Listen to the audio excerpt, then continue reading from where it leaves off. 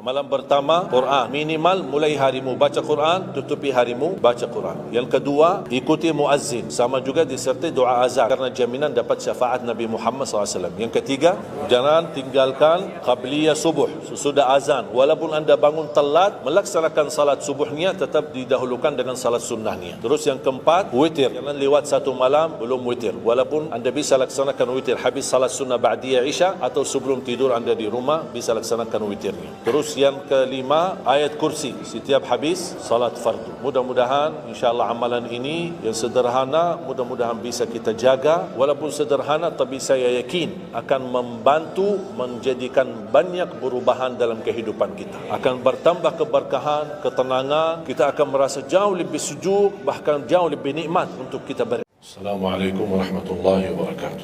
Waalaikumsalam warahmatullahi wabarakatuh. Alhamdulillahi Rabbil Alamin. Ashhadu an la ilaha illallah wahdahu la sharika lah waliyus salihin wa ashhadu anna sayyidana wa nabiyyana Muhammadan abduhu wa rasuluh as-sadiqul amin. Allahumma salli wa sallim wa barik ala sayyidina Muhammad wa ala alihi wa sahbihi wa man tabi'ahum bi ihsanin ila yaumiddin. Subhanaka la ilma lana illa ma 'allamtana innaka antal alimul hakim. Para hadirin, kaum muslimin, muslimat, mukminin, mukminat, semoga senantiasa dimuliakan dan diberkahi Allah Subhanahu wa taala. Dalam kesempatan yang singkat ini, saya ingin mengingatkan beberapa amalan. Menurut saya amalan ini rata-rata sudah ditahu oleh orang dan hafal. Tapi cukup banyak yang melalaikan, tidak menyadari amalan yang sederhana ini dianugerahkan oleh Allah dengan pahala yang amat-amat besar. Yang pertama, bacaan Al-Quran. Banyak orang yang malas membaca karena tidak bisa baca atau alasan tidak mengerti artinya. Daripada saya baca tak faham artinya, mendingan tak usah baca. Itu bisikan syaitan.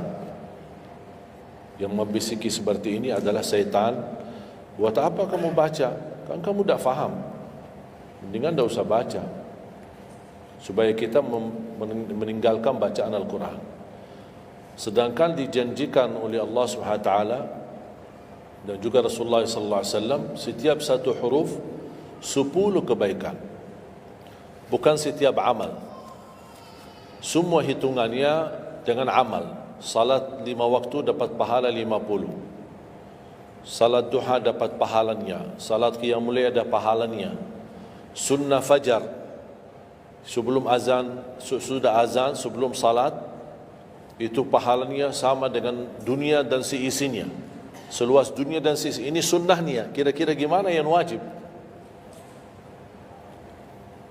Rasulullah SAW bersabda di hadis yang sahih, la aqulu alif lam mim harf, walakin alifun harf, wa lamun harf, wa mimun harf. Alif lam mim bukan satu huruf, tapi alif satu huruf, lam satu huruf, mim satu huruf. Cuba kalau kita baca setiap hari satu halaman aja, berapa kita mendapatkan nilai pahala? Hitung, silakan. Bawa kalkulatornya dan hitung sendiri. Tak ada yang sia-sia di sisi Allah. Membaca Al-Quran walaupun tidak memahami isinya, tetap terhitung setiap satu huruf 10 kebaikan. Berarti anda tidak sia-sia membaca Al-Quran walaupun tidak faham. Ada orang membaca tapi berbata-bata. Dia merasa salah bacaannya, keliru. Dia sudah berusaha belajar tapi itu kemampuannya.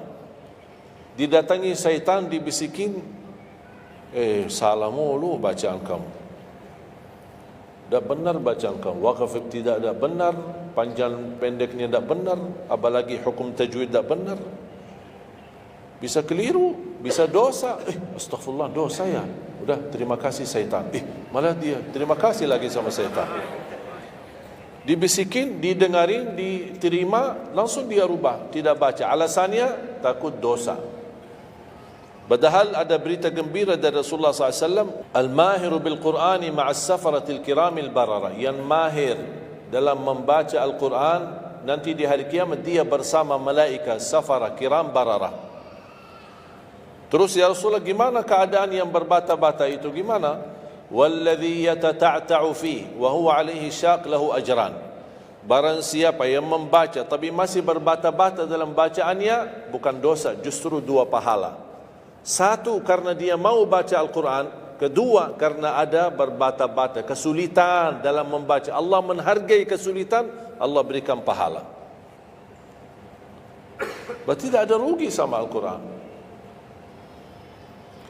Semenjak saya mengambil keputusan tidak memegang HP, saya sadari betapa banyak kita rugi berjam-jam, berhari-hari, berminggu-minggu, bahkan bertahun-tahun kita jauh dari Al-Quran. Aku heran ketika mendengar ada orang yang bisa lewat 1 bulan tapi tidak khatam Al-Quran. 1 bulan, 30 hari, berarti minimal setiap hari 1 juz. Dikali 30 hari, 30 juz. Ada orang 1 tahun dah khatam-khatam. Syukur kalau khatam di bulan suci Ramadan. 1 kali. Habis Ramadan, dia tutup Al-Quran. Mohon maaf, ketemu lagi di tahun depan. Pas Ramadan lagi. Ini keadaan kita. Makanya orang berkata, negeri kita bermasalah terus, negeri kita politiknya begini, negeri kita selalu ada ini. Perbuatan tangan kita.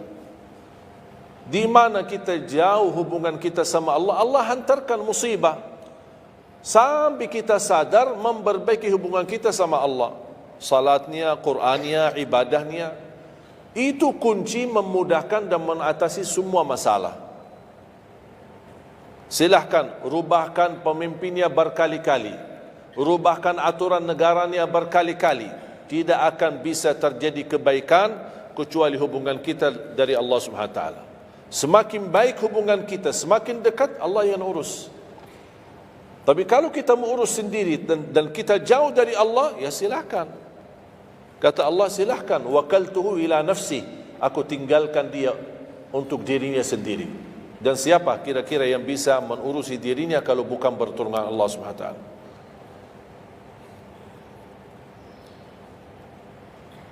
Jangankan bisa khatam Al-Quran dalam 30 hari.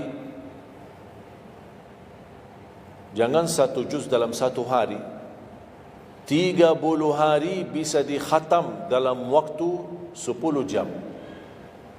Saya pernah tes, menghitungkan waktu, bawa alarm, membaca dari subuh sampai zuhur. Tiba waktu zuhur, saya stop alarmnya, saya lanjut lagi habis zuhur. Sampai asar, lanjut lagi habis asar, lanjut sampai maghrib. Berapa saya habis khatam 30 juz? Bagi orang yang lancar bacaannya, tidak berbata-bata, bacaannya lancar, hurufnya jelas, tajwidnya bagus, tidak terlalu cepat, standar, sebagaimana bacaan tadi salat Isya, itu namanya standar, hadar, tapi disempurnakan tajwid, tidak boleh cepat dan tidak boleh terlalu lambat. 10 jam mampu khatam 30 juz. Saya punya teman sekolah di Madinah, dia berhasil khatam 30 juz dalam waktu 7 jam 49 menit. Makanya aku heran kalau ada orang berkata 1 bulan, mana bisa ya? Tahu enggak ya, apa yang membuat masalah kita kenapa tidak bisa khatam Al-Quran? Karena suka lihat halaman belakang. Begitu buka baru mulai Al-Baqarah, Alif Lam Mim Dzalikal, buka terus halamannya. Sambil baca kita buka 600 sekian, kapan habisnya? Hudan lil muttaqin, sadaqallahul azim. Sudah langsung sadaqah, karena sudah merasa berat. Dia menghitung halaman belakang sedangkan dia baru aja mulai 1 ayat. Dia langsung sadaqallahul azim. Syaitan tidak mungkin dan tidak senang melihat kita sering membaca Al-Quran. Kalau orang dulu susah baca Al-Quran wajar, karena susah menemukan Quran. Zaman sahabat cari kulit unta untuk tuliskan ayat yang Allah turunkan. Ada potongan ayat di Sayyidina Utsman, ada potongan ayat di Sayyidina Abu Bakar, ada potongan ayat di sana sini. Cuba kumpulkan, susah. Makanya semuanya larinya kepada sahabat yang begitu datangnya wahyu, mereka langsung mendengar dari Rasul, langsung bisa hafal. Seperti Sayyidina Ubay bin Ka'ab radhiyallahu an, Zaid bin Thabit radhiyallahu an, Anas bin Malik radhiyallahu an, Uthman bin Affan. Jadi mereka datangin para penghafal Quran. Dah ada mushaf, dah ada Quran, dah ada HP, bisa download Al-Quran 30 juz. Gimana? Tapi mereka tidak pernah tinggalkan Al-Quran. Bahkan ada di antara sahabat yang setiap malam tahajudnya khatam 30 juz dalam satu tahajud. Cuba bayangkan, kira-kira alasan kita apa? Quran sudah di mana-mana, dan segala terjemahan, warna-warni, tajwid, semua ada. Yang bagus, yang besar. Maaf, mata saya, ada yang besar, ada segede meja ini, ada. Susah menemukan, alhamdulillah HP bisa sekarang isinya 30 juz, bisa dibawa kemana-mana, tak usah pusing mencari Al-Quran. Semua kemudahan, semestinya kita mampu mengalahkan sahabat Rasul. Karena kita semua fasilitas ada. Apa yang kita mau bilang sama Allah? Ada seorang, mungkin Bapak Ibu pernah nonton di acara Hafiz Indonesia. Namanya Kaila. Buta. Dia setiap hari, saya tanya, kamu berapa murajaah bacaan Quran setiap hari? 5 sampai 7 juz. Buta. 5 sampai 7 juz. Saya kaget. Tak panyakan. Kan kasihan kamu. Dan kebetulan kamu sudah punya uzur. Kalau tidak baca Al-Quran sama sekali, ana yakin Allah maafkan.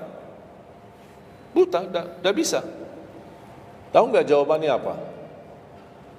Saya malu sama Allah menjadikan buta saya alasan tidak baca Quran.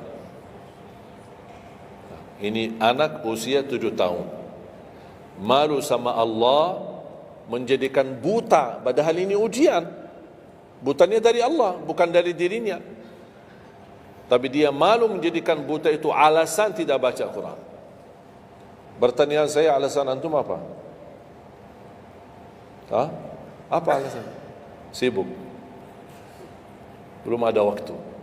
Ya, saya maklum, belum ada waktu. Memang dunia ini bikin stres.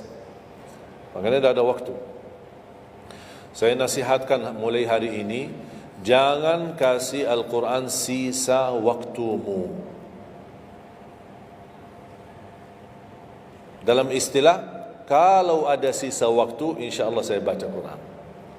Kalau itu niatnya, tidak bakalan. Tapi tolong utamakan Al-Quran dalam sehari-harimu. Minimal mulai harimu baca Quran, tutupi harimu baca Quran. Jangan tunggu sisa waktu. Wallahi Al-Quran keberkahannya luar biasa. Kesumbuhan, petunjuk, keberkahannya menjaminkan ke surga, selamat siksa neraka, selamat dari siksa kubur. Banyak anugerah. Sayang. Kadang-kadang kalau kita mendengar ada seorang da'i atau seorang ustaz, materi-materi bukunya bagus, isinya bagus, kita kejar. Di mana buku itu jual? Kita cari informasi, di mana buku itu jual? Ini tulisan manusia. Kita kagumi, kita banggakan, kita suka dan kita ikuti, bahkan kita kejar di mana-mana. Al-Quran kalamullah. Masa kalam manusia lebih mulia di hati kita daripada kalamullah? Silahkan, boleh kagumi apa penyampaian ustaz, da'i, tapi jangan melebihi apa kata Allah. Jangan kita terharu ketika mendengar seorang berceramah, tapi berkali-kali kita simak ayat suci Al-Quran tidak pernah meneteskan air mata, seperti mendengar surat kabar atau koran. Masalah. Ternyata ucapan manusia lebih menyentuh hati Padahal kata Allah, kalau Al-Quran diturunkan di atas gunung bisa hancur jadi tanah basir. Kembali lagi, jangan lewat satu hari belum baca Quran. Tidak bisa baca, masih bisa simak, dengar. Setelkan murattal dari HP-mu. Manfaatkan kondisi macet di Jakarta. Manfaatkan. Lagi naik motor, taruh apa ruginya? Ruginya apa? Simpan handsfree di telinga, ya sambil bawa motor. Dengarin ayat suci Al-Quran. Nikmat, berkah, dalam lindungan Allah, disertai malaikat. Apa ruginya? 1 jam di dalam perjalanan, tidak ada rugi. Terhitung memang umur kita, tapi sudah diisi mendengar Al-Quran. Juga banyak waktu. Nikmat. Kalau saya merasa kesibukan mengganggu sampai tidak ada luang waktu cukup untuk saya bisa baca tilawah di rumah, saya menikmati di jalan. Apalagi kalau mau pergi ke acara, apalagi kalau keluar kota, berjalan lumayan jauh, nikmat. Ya Allah, mudah-mudahan macet terus. Nikmat. Macet ini menjadi nikmat. Dah fikir macetnya karena lagi melihat Al-Quran. Beda sama orang, hanya sepanjang berjalan cat HP, HP. Merasa bosan. Sudah semua cat sudah dilewati, semua SMS sudah dibalas, semua pesan-pesan sudah dibaca. Akhirnya bosan. Macet mulu ini Jakarta. Nanti temannya di sebelah, kalau bukan macet, bukan Jakarta loh. Nah, itu habis waktu, sia-sia. Padahal Al-Quran ini kita baca tidak mesti dalam keadaan wudu. Apalagi kita dalam perjalanan, kita naik motor atau naik mobil, kita bisa dengan handphone kita, HP kita. Ada orang terus, gimana saya membawa Al-Quran terus saya tidak berwudu? Kan kamu menyentuh HP, bukan menyentuh Al-Quran. Bersentuhan dengan HP. Jadi saya harap, sekali lagi mohon dengan sangat, kalau boleh terima permohonan saya, tolong tinggikan perhatianmu kepada Al-Quran. Ingin berkah rezeki, berkah umur, sihat wal afiat, bahagia selamat dunia akhirat, tolong perhatikan Al-Quran. Semakin banyak perhatian kamu kepada Al-Quran, semakin banyak perhatian Allah kepadamu. Terserah kamu milih. Mau dapat perhatian dari Allah cuma 1 jam, ya udah 1 jam aja baca Quran. Mau perhatian dari Allah selalu, udah selalu bersama Al-Quran. Karena ini Al-Quran kalamullah, bukan makhluk, bukan diciptakan, diturunkan. Kalamullah, ucapan Allah Subhanahu wa taala. Masa kita tidak tertarik? Cukup karena ini kalamullah itu sudah cukup membuat kita tertarik. Masa kalam manusia lebih kita tertarik daripada kalamullah? Belum apalagi dijadikan setiap satu huruf 10 kebaikan.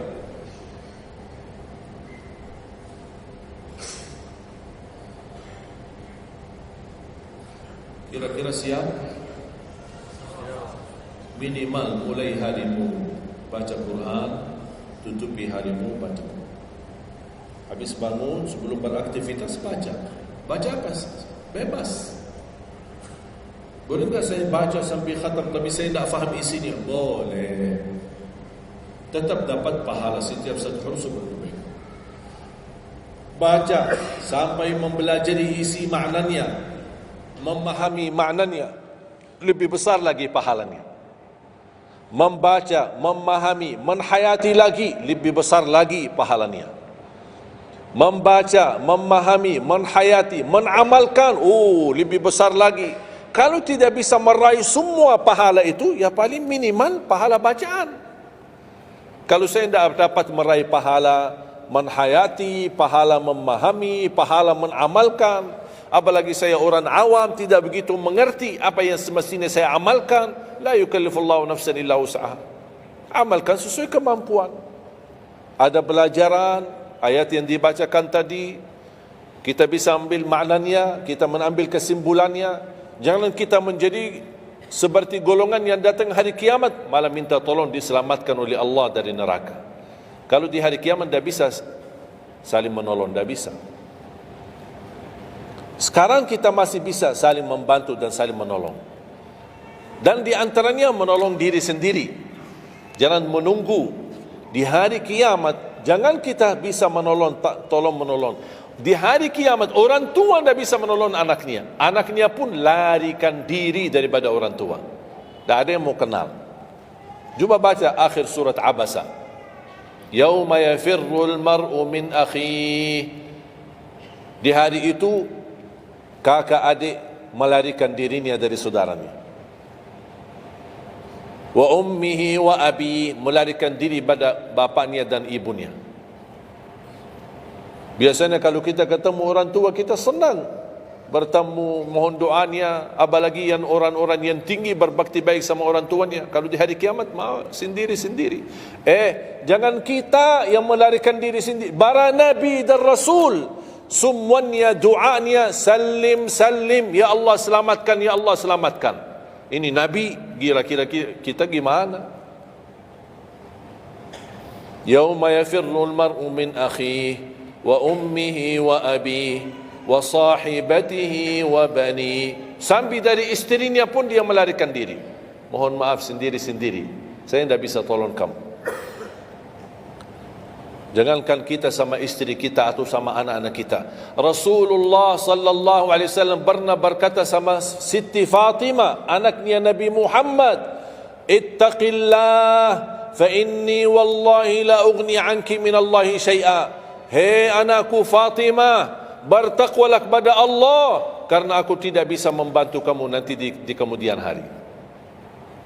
Sendiri-sendiri, salim salim, selamatkan ya Allah. Ini kesempatan. Sebelum kita menjadi na'udzubillah salah alamat daripada ke surga menjadi ke neraka, kita sekarang perbaiki kemana arahan kita, kemana jalan kita. Kita yang milih, tidak ada yang memaksa. Taat, Allah hanya menyuruh kita taat, tapi Allah tidak pernah maksa. Kira-kira kalau tidak salat dapat pukulan? Dapat pukulan? Ada yang memukul kita? Ada yang melemparkan kita dalam batu sambil bata kepala kita? Ada? Tidak ada. Taat, Allah menyuruh taat, tapi Allah tidak pernah maksa. Sama juga syaitan, menyuruh kita dosa maksiat, tapi syaitan tidak pernah maksa kita.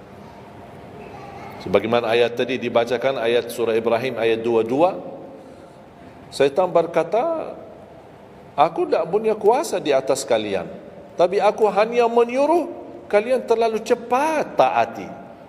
Kata syaitan, terlalu cepat respon, aku hanya menyuruh. Da'autukum fastajabtum li. Makanya sekarang jangan melialahkan, saya tidak bisa bantu kalian dan kalian pun tidak bisa bantu aku. Kita dua-duanya dijerumuskan dalam neraka, na'udzubillah min dzalik. Oleh karena itu jemaah sekalian, kesempatan, mumpun masih kita umur, masih punya kesehatan, manfaatkan. Karena akan datang satu saat, sekarang bukan masalah umur, masalah sehat.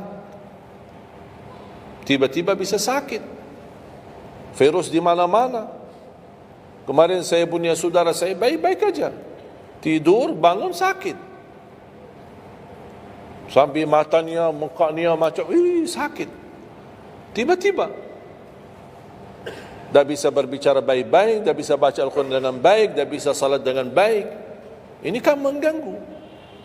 Makanya Rasul mengingatkan, ketika anda sehat dan masih punya umur, jangan sia-siakan, karena akan datang satu saat anda tidak sehat dan tidak bisa maksimal ibadah.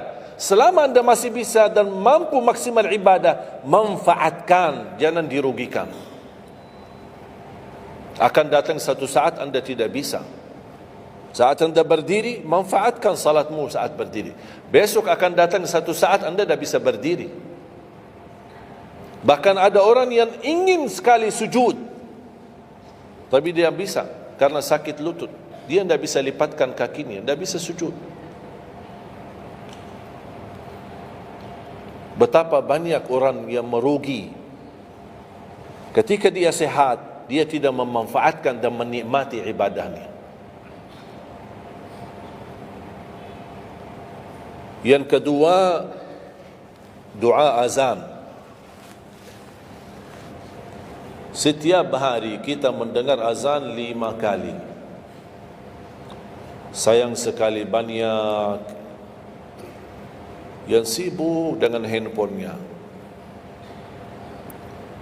Azan ini panggilan Allah.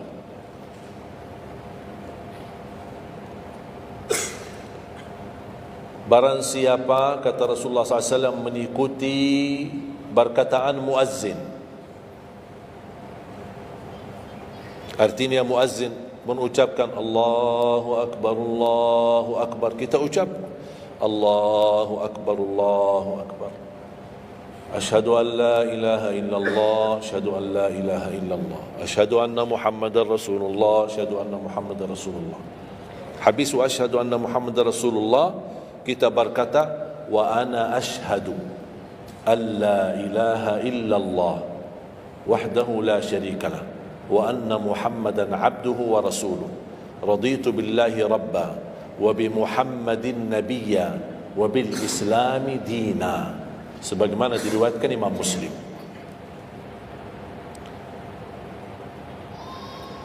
Hayya 'alas salah, kita jawab la haula wala quwwata illa billah.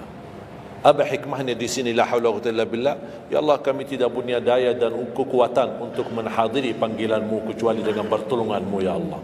Karena hayya 'alas salah butuh gerak, bergerak, datang. Hayya 'alas salah, panggilan, hey mari salat. Ya Allah, la haula wala quwwata illa billah. Ya Allah, kami tidak punya kemampuan menghadapi godaan dunia, menghadapi hawa nafsunya, menghadapi malas kecuali dengan kekuatan-Mu ya Allah. La haula wala quwwata illa billah. Meraih kemenangan, meraih kemuliaan, hayya 'alal falah. Ya Allah, kami tidak mampu meraih kemuliaan itu kecuali dengan kekuatan dan izin-Mu ya Allah. Allahu Akbar, kita ucapkan Allahu Akbar. La ilaha illallah, kita ucapkan la ilaha illallah. Habis itu apa? Apa kata Rasulullah SAW di hadis yang diriwayatkan Imam Bukhari? Thumma salla alayya, selepas itu dia bersalawat kepada Nabi Muhammad. Allahumma salli ala Muhammadin wa ala ali Muhammad. Bagi Sayyiduna boleh, tidak bagi Sayyiduna boleh. Selepas itu doa, Allahumma rabba hadhihi ad-da'wati at-tammah was-salati al-qa'imah ati Muhammadan al-wasilata wal-fadilah wab'athhu maqaman mahmudan alladhi wa'adta. Ini ucapan yang saya sampaikan di Sahih Bukhari. Ada riwayat-riwayat yang lain, Allahumma rabba hadhihi ad-da'wati at-tammah was-salati al-qa'imah ati sayyidina Muhammadan al-wasilata wal-fadilata wad-darajata al-'aliyata ar-rafi'ata min al-jannah wab'athhu maqaman mahmudan alladhi wa'adta innaka la tukhliful mi'ad. Innaka la tukhliful mi'ad. Tambahannya diriwayat Imam An-Nasai dan semuanya sahih. Mau milih mana yang anda hafal, mana anda biasakan, silakan.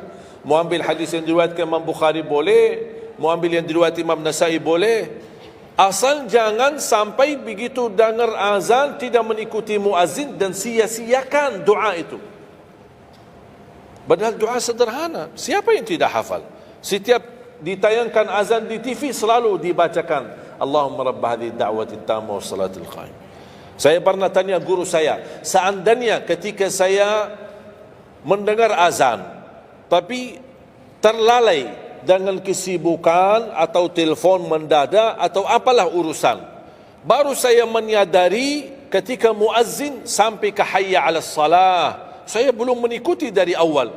Gimana caranya biar saya tidak rugi dalam pahala? Kata guru saya, ulang sendiri dari awal. Allahu Akbar, Allahu Akbar, Allahu Akbar, Allahu Akbar, asyhadu an la ilaha illallah, asyhadu an la ilaha illallah, asyhadu anna Muhammadar Rasulullah, sampai mendapat mengikuti muazzin dalam sisa azannya.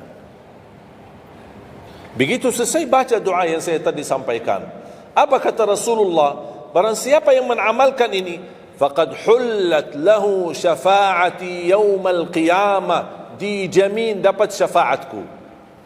5 kali kesempatan tertulis nama kita, jaminan dapat syafaat Nabi Muhammad, tapi kita sia-siakan. Siapa yang tidak mau syafaat Nabi Muhammad? Ini kesempatan. Jangan tunggu hari kiamat baru saya minta, ya Rasulullah tolong syafaatkan. Ini Rasul sudah menawarkan ini sekarang. Mau enggak dapat syafaatku? Ikuti muazzin dan baca doa azan, kemudian dapat syafaatku. Berapa minit? Tak sampai 2 minit. Ikuti muazzin, selesai azan, doa ni dah sampai 2 minit. Allahumma salli ala Muhammad wa ala ali Muhammad, Allahumma rabbi da'wati tamma was salatil qa'imah ati Muhammad, dan sampai akhir, innaka la tukhliful mi'ad. Berapa lama? 2 minit, 3 minit, dah apa 5 minit, tapi dapat jaminan syafaat Nabi Muhammad. Hanya waktunya cuma 5 minit. Kira-kira siap? Mulai hari ini. Menurut saya, yang saya sampaikan wallahi sederhana, sangat sederhana, tapi butuh perhatian aja, butuh perhatian. Yang ketiga, jangan tinggalkan sunnah qabliyah subuh. Walaupun anda malas menjaga sunnah qabliyah ba'diyah. Kalau anda merasa diri malas, banyak kan ada sunnah qabliyah ba'diyah. Kan ada sunnah qabliyah zuhur, ba'diyah zuhur, ada qabliyah ba'diyah maghrib, ba'diyah isya, qabliyah subuh. Kalau anda merasa malas melaksanakan sunnah-sunnah, minimal jangan tinggalkan sunnah subuh. Pahalanya lebih besar daripada dunia dan seisinya. Walaupun anda telat bangun, sudah kesiangan, tetap wajib ambil air wudu, laksanakan sunnahnya, baru salat subuhnya. Walaupun anda bangun jam 11 siang. Tetap banyak orang karena ketiduran dan terlewat waktunya, dia tidak salat subuh. Terus ini hutang, wajib bayar, dan tidak bisa besok ganti subuh 2 kali. Tidak ada di dalam agama. Subuh, ya udah, ya Allah, nawaitu salat subuh yang kemarin karena saya ketiduran lillahi ta'ala. Udah bisa. Apa kata ini? Bukan, mohon maaf, ini bukan kata saya supaya orang jadi ini pendapat baru. Bukan kata saya, tapi kata Rasulullah SAW. Bukan kata Majlis Ulama Indonesia, bukan kata saya, bukan kata siapa-siapa. Kata Rasulullah SAW di hadis yang sahih, man nama an salatin aw nasiyaha falyusalliha mata dzakaraha la kaffarata laha illa dhalik. Ya Allah, terima kasih ya Rasulullah. Sepertinya Rasul sudah diberitahu umatnya bakal ketiduran banyak dari salat. Maka dia sudah diberikan solusi. Seandainya ketiduran, ini juga kata Rasulullah, man nama an salatin, silahkan nanti anda pas pulang buka di Google, biar lihat sanad hadisnya ini. Oh, Syekh Ali kau bawain hadis yang dah benar ini. Silahkan. Tahu, kenal tak Syekh Google? Syekh Google kenal? InsyaAllah semua ilmu dia tahu. Tinggal masukin aja. Barang siapa yang ketiduran dari salat, hadis, terus klik, dia keluar. Semua dasarnya apa itu dijelaskan. Semua. Mu bahasa Arab ada, mu bahasa Indonesia ada, mu bahasa Inggris pun ada. Syekh Google hebat. Man nama an salatin aw nasiyaha falyusalliha mata dzakaraha la kafarata lahu illa dzalik. Barang siapa yang ketiduran, coba ketiduran. Tidur menurut ulama dianggap uzur. Pernah istri saya ketika saya keluar kota, dia hubungi dan dia bangun kesiangan, kira-kira jam 8. Dia telefon dan nangis. Kenapa nangis? Sakit? Enggak, ketiduran tadi subuh. Ya udah, ambil air wudu, salat subuh. Rasulullah aja pernah ketiduran dari salat subuh. Yang tidak boleh, jangan terlalu sering. Kalau sekali-kali karena sakit, terlalu lelah, capek, Allah maklumlah, kita manusia lemah. Tapi jangan setiap hari ketiduran. Ya Allah, maaf ketiduran ya. Kira-kira di jam kantor, kalau setiap hari kita telat, alasannya ya maaf bos, ketiduran. Besok lagi alasan yang sama, maaf ketiduran. Besok lagi alasan yang sama. Kira-kira gimana? Dipecat enggak? Dipecat. Malu kita, sama manusia aja tak berani kita dengan alasan yang sama, kita selalu itu aja. Masa sama Allah kita berani? Sekali-kali boleh uzur, capek, sakit. Sekali lagi, sekali-kali, tapi jangan terlalu sering. Ketika kita bangun, jam berapapun wajib laksanakan. Karena kata Rasulullah, tidak ada kafarah yang lain. Tidak ada kata ganti dengan uang, atau ganti dengan sedekah, atau ganti dengan, tidak bisa. Tunaikan. Falyusalliha, kata Rasulullah, falyusalliha, segerakan salat itu jam berapapun, walaupun kesiangan.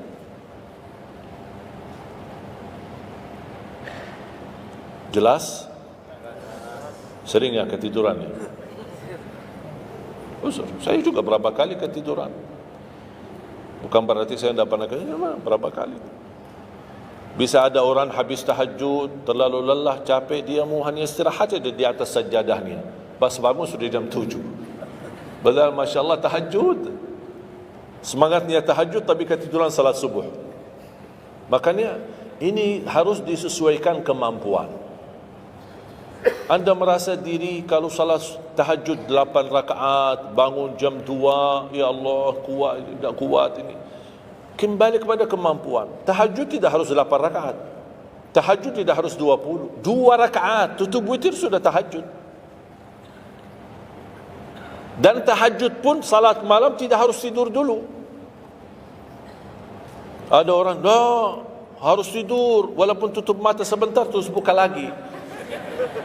Ini ilmu baru di Indonesia ini.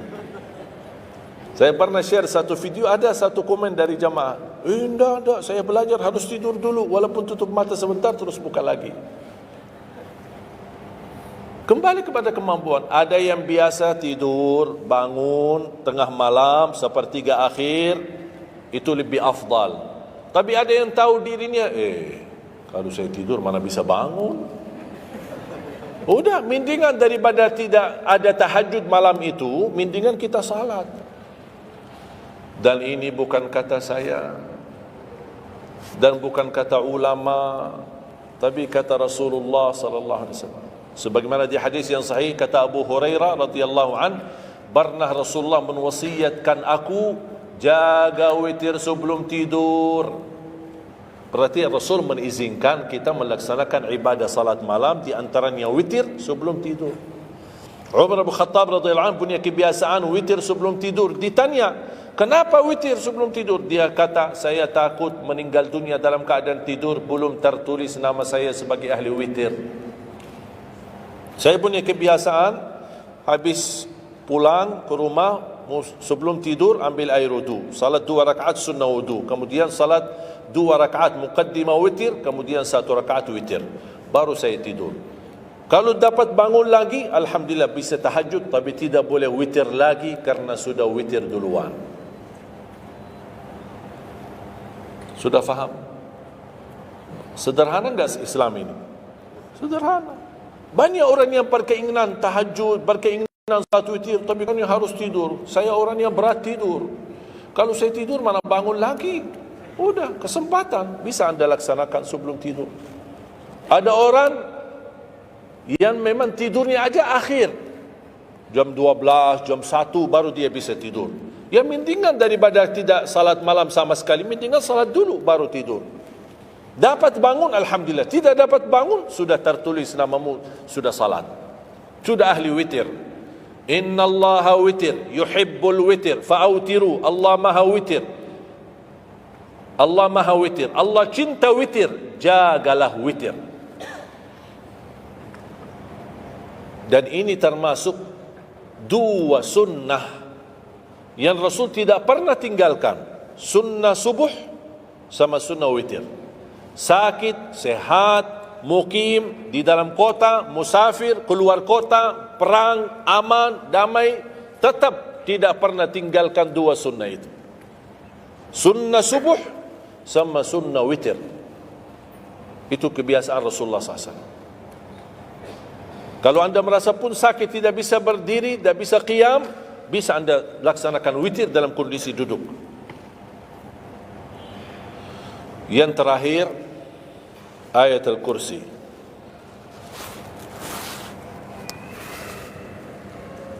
Jangan tinggalkan ayat al-kursi lepas salat.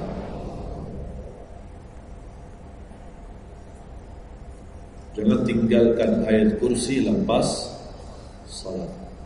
Salat wajib. Sama ketika mau tidur. Cuma satu ayat. Tapi tahu nggak pahalanya apa? Kan habis salat kan ada zikir-zikir kan? Istighfar, tasbih dan yang lain-lain. Di antaranya baca ayat kursi. Tahu nggak pahalanya apa? Ada yang pernah baca pahalanya apa? Barang siapa yang membaca ayat al-kursi setiap habis salat fardu, laisa bainahu wa bainal jannati illa an yamut. Tidak ada sesuatu yang mampu menghalanginya masuk surga kecuali menunggu mati. Cuma baca ayat kursi. Dan ketika mau tidur, lagi buru-buru, ada meeting, ada rapat, ada urusan mendadak, habis salat, astaghfirullah, astaghfirullah, astaghfirullah, Allahumma antas salam wa minkas salam, sampai selesai, langsung baca ayat kursi. Terus subhanallah itu yang lain-lain gimana? Dapat apa? Sambil jalan naik motor, subhanallah, subhanallah, subhanallah, subhanallah, sambil jalan. Subhanallah ada riwayat 33, ada riwayat 25, ada riwayat 10, minimal 10. Subhanallah 10 kali, Alhamdulillah 10 kali, Allahu Akbar 10 kali. Itu yang paling sederhana. Saya bagikan ini, biasanya kalau saya isi di kementerian atau di pejabat, saya kasih zikir-zikir begitu. Pak, subhanallah cuma 10 kali. Biasanya kita tahu 33. Lah ini khusus buat pejabat. Yang penting zikir, supaya jangan tinggalkan. Zikir. Banyak orang sibuk, mendadak ada urusan, udah zikir. Subhanallah cuma 10 kali. Subhanallah 10 kali, Alhamdulillah 10 kali, Allahu Akbar 10 kali. Itu paling cepat. Subhanallah. Ternyata di dalam agama ada yang juga hemat. Hemat sederhana tapi pahalanya tetap besar dan dikurangi. Tidak ada pahala yang hemat. Semuanya pahala sempurna, semuanya pahala agung, sempurna dan luar biasa dahsyat balasan Allah Subhanahu wa taala. Makanya jangan disia-siakan. Yang sederhana ini, makanya saya buat buku 20 amalan ringan tapi pahalanya sangat menakjubkan. Karena selama saya di Indonesia, saya sudah tahu prinsip orang Indonesia. Orang Indonesia tidak suka yang ribet-ribet. Yang ribet-ribet tidak suka. Yang susah-susah tidak suka. Orang Indonesia mau mudah yang ingat, mudah dihafal, mudah diamalkan dan masuk surga. Itu orang Indonesia. Ya, jadi yang susah-susah, iya gimana ini suruh baca 1000 kali? Mana ada waktu 1000 kali? Baca ada sudah 100 kali, udah ngantuk.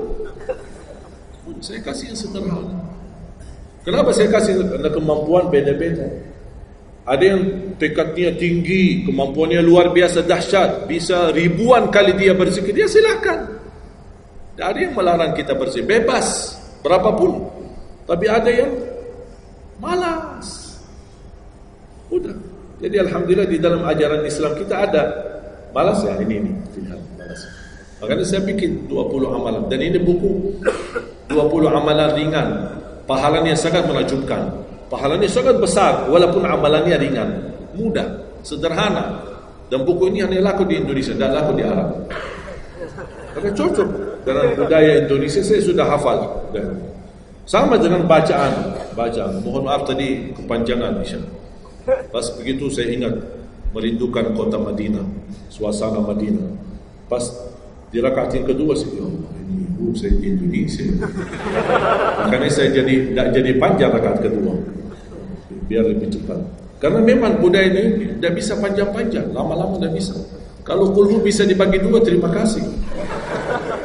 Kita lihat tarawih kan salah satu contoh tarawih. Walaupun 23 rakaat jumlahnya banyak, tapi ayatnya pendek. Al-hakum qul al-asr qul al-humazah qul. Ini budaya.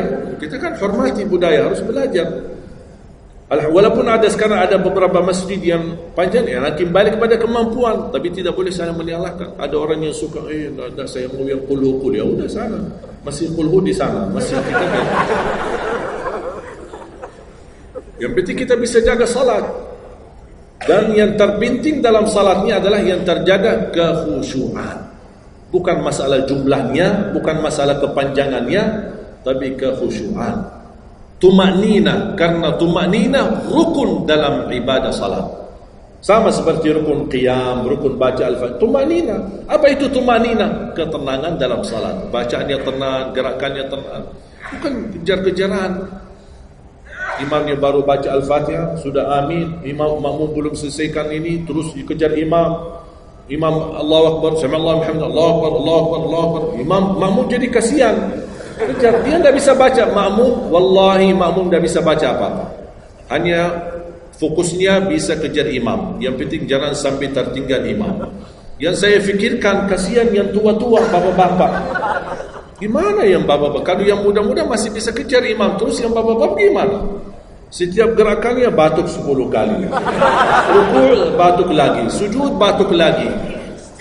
Karena pelan-pelan gerakannya. Saya pernah ada satu kejadian ketika masuk salah satu kampung, kita lewati, saya mampir. Samping saya ada bapak lumayan tua, gerakannya juga pelan-pelan. Yang saya kasihan, Imam Allah. Saya suka pas ketika takbir. Allah. Bismillahirrahmanirrahim. Alhamdulillahirrahmanirrahim. Astagfirullahaladzim. Barusan enak, takbirnya enak. Bacanya kenapa enggak? Ini pelan-pelan aja. Santai aja, santai. Walaupun baca satu ayat dua, bukan masalah berapa banyak bacaannya. Yang penting kekhusyuan, tumanina, karena rukun tumanina. Allahu Akbar, sami Allahu hamdah. Saya lihat bapak ini sebelah saya. Saya masih bisa kejar imam. Bapak ini dah kejar-kejar. Imam sudah rukuk, bapak belum rukuk. Begitu imam sami Allahu hamdah, bapak dah jadi rukuk, diikut sami Allahu hamdah. Astagfirullahalazim. Pas sujud, kita sudah sujud 2 kali. Bapak kan pelan-pelan sambil batuk. Terus dia turun sujud. Pas dalam kondisi sujud, kita sudah berdiri. Bapak kan baru dia turun. Dia berdiri lagi. Astagfirullahaladzim. Pas di rakaat yang kedua, saya megang tangannya. Pak, kita pulang aja deh. Biar bapak salat di rumah. Kasihan bapak tidak bisa salat. Tidak bisa ruku, tidak bisa sujud, tidak bisa apa-apa. Makanya tumanina bukan wajib, bukan sunnah, tapi rukun dalam salat. Dan tidak sah, walaupun salat sunnah, tidak sah salatnya seorang kalau dia tidak membawa tumanina. Tidak sah. Disiarkan, di-sharekan, diviralkan, dia bilang ada 23 rakaat 7 menit. Menurut saya tidak usah panjang lebar dibahas. Tidak sah, sudah selesai. Karena meninggalkan, sama dengan orang salat tapi tidak baca Al-Fatihah. Kira-kira sah tidak? Tidak sah. Gimana kira-kira bacaan Al-Fatihah? Oleh karena itu jemaah sekalian, mari kita sama-sama. Apalagi tidak lama lagi kita menyambut bulan suci Ramadan. Saya harap kita mencintai budaya kita, mencintai negeri kita, tapi harus hal yang perlu diluruskan, harus diluruskan. Apalagi yang terkait ibadah salat, tarawih. Tidak masalah masjid 11 rakaat, ada masjid 23 rakaat, jangan ribut. Tidak masalah. Yang mau 11 silakan, yang mau 23 silakan. Yang penting kita bisa melaksanakan salat dengan baik. Apalagi alhamdulillah sudah sekarang muncul banyak para imam-imam, pemuda-pemuda yang bacaannya merdu, yang bacaannya indah. Kita bisa menikmati suasana bulan suci Ramadan. Bacaannya tidak mesti panjang-panjang. Walaupun rata-rata di Indonesia jarang kita menemukan masjid yang khatam. Dulu saya ingat waktu saya masih di Lombok, kita ingat salat tarawih khatam 30 juz dan salat tahajud di 10 malam terakhir khatam lagi 30 juz. 2 kali kita khatam dalam 1 bulan Ramadan. Tapi ini karena permintaan dari lingkungan dan jamaah. Kalau tidak ada permintaan susah. Apalagi orang baru datang. Saya sering memperhatikan orang baru datang kayaknya salah masuk masjid. Pas begitu melihat imamnya kepanjangan, masjid apaan? Mundur ke belakang. Bahkan saya pas ketika lihat ada makmum mundur, saya baru masuk. Bapak mau kemana? Mau ambil wudu lagi. Pas habis salat saya tarik kanan kiri, tidak ada. Ternyata ambil wudu di rumahnya. Jadi karena tidak semua bisa, makanya tidak boleh kita saling menyalahkan, tapi kita harus saling mengingatkan. Saling mengingatkan. Mari kita sama-sama menjaga ibadah yang benar. Mari kita sama-sama menjaga ibadah yang khusyuk, ibadah yang tumanina. Mudah-mudahan amalan-amalan yang saya sampaikan tadi Mudah-mudahan bisa diingat, bisa dihafal dan mudah diamalkan. Masih ingat kan? Atau perlu saya ulang? Amalan pertama, Quran. Minimal mulai harimu baca Quran, tutupi harimu baca Quran. Yang kedua, ikuti muazzin. Sama juga disertai doa azan, karena jaminan dapat syafaat Nabi Muhammad SAW. Yang ketiga, jangan tinggalkan qabliyah subuh sesudah azan. Walaupun anda bangun telat, melaksanakan salat subuhnya tetap didahulukan dengan salat sunnahnya. Terus yang keempat, witir. Witir, jangan lewat satu malam belum witir. Walaupun anda bisa laksanakan witir habis salat sunnah ba'diyah isya, atau sebelum tidur anda di rumah bisa laksanakan witirnya. Terus yang kelima, yang keenam, ayat kursi setiap habis salat fardu. Mudah-mudahan insyaAllah amalan ini yang sederhana mudah-mudahan bisa kita jaga. Walaupun sederhana, tapi saya yakin akan membantu menjadikan banyak perubahan dalam kehidupan kita. Akan bertambah keberkahan, ketenangan. Kita akan merasa jauh lebih sejuk, bahkan jauh lebih nikmat untuk kita beribadah. Baru saya ingat satu hal, sedekah. Kalau bisa, sedekah subuh. Pengalaman saya, dari semua pelajaran yang saya pelajari, saya menemukan sedekah semua waktu baik. Jumat, waktu majlis ilmu, habis majlis ilmu, semua sedekah itu baik. Tapi saya menemukan sedekah subuh itu yang paling baik, yang paling dahsyat, yang paling cepat terkabul hajat kita. Kenapa sedekah subuh dahsyat? Karena setiap waktu subuh Allah turunkan malaikat, tugasnya cuma satu, mendoakan orang yang berinfak di subuh hari. Tidak usah payah dan susah cari orang miskin di subuh hari. Mulai malam ini anda sediakan kotak amal dalam rumahmu, atau anda bisa pinjam seperti kotak amal ini Darut Tauhid ya, dari ini bisa anda pinjam atau minta sama Darut Tauhid. Anda bisa simpan di rumah. Setiap habis subuh sebelum beraktivitas isi sedekah. Yang lebih dahsyat lagi, sedekah yang disertai doa. Karena wallahi terjamin doamu terkabul dengan wasilah sedekah subuh. Sakit, ya Allah, aku mohon dengan berkat sedekah ini sembuhkan penyakitku. Kalau orang tua yang sakit, doakan orang tua. Ya Allah, dengan berkat sedekah subuh ini sembuhkan orang tua saya. Mencari jodoh, mencari kerjaan, apapun masalah yang anda hadapi, masalah hutang, masalah apapun.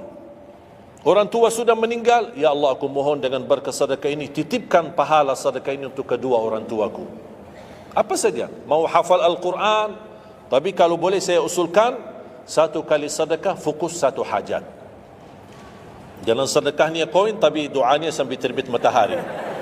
Malu sama Allah. Kelamaan doa ni, sambil malaikat tulis doa ni, kelamaan. Banyak sekali doa. Satu kali doa, satu kali hajat, satu kali sedekah. Sesuaikan. Bukan Allah tidak bisa, Allah maha bisa menolong kita. Tapi kita malu, masa kita sedekah begitu saja, tapi kita minta panjang lebar.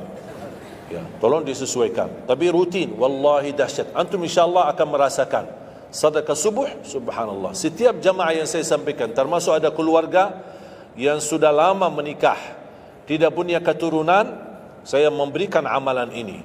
Suami istri masing-masing mengamalkan, isi sedekahnya, ya Allah, aku mohon dengan berkat sedekah ini karunialah kepada kami keturunan.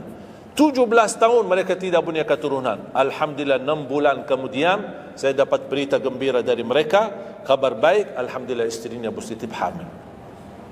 Sedekah subuh luar biasa dahsyatnya. Sedikit tapi rutin sampai insyaAllah kita dipanggil oleh Allah, mudah-mudahan dalam keadaan husnul khatimah. Allahumma ighfir lana wa liwalidina wa li jami'il muslimina wal muslimat wal mu'minina wal mu'minat al ahya'i minhum wal amwat. Allahumma ya Allah, jadikan pertemuan ini membawa barakah bagi kami, jadikan sisa umur kami lebih baik daripada yang sudah lalu, jadikan segala perjuangan kami, sedekah kami, infak kami, amalan salih kami menjadi pahala besar di sisi-Mu ya Allah, menjadikan membawa syafaat bagi kami di hadapan-Mu hari kiamat. akhiri hayat kami dengan husnul khatimah. Ampuni dosa kami, ampuni kedua orang tua kami. Ya Allah, aku mohon untuk semua jemaah yang hadir, selepas majlis ini masing-masing pulang sudah diampuni segala dosanya, disucikan hatinya, dibersihkan jiwanya, diselamatkan setiap langkah-langkahnya. Jadikan kami semua penghafal Al-Quran, berakhlak akhlakul Quran, menjadi ahlul Quran, pencinta Al-Quran, dan di hari kiamat mendapatkan syafaatnya Al-Quran. Birahmatika ya arhamar rahimin. Rabbana atina fid dunya hasanah wa fil akhirati hasanah wa qina adzaban nar. Wa sallallahu ala sayyidina nabiyina Muhammad wa ala alihi wa sahbihi baraka wasallam. Walhamdulillahi rabbil alamin. Akhirul kalam, subhanakallahumma bihamdika asyhadu an la ilaha illa anta astaghfiruka wa atubu ilaik. Assalamualaikum warahmatullahi wabarakatuh. Assalamualaikum. Bersama Saling Sapa TV.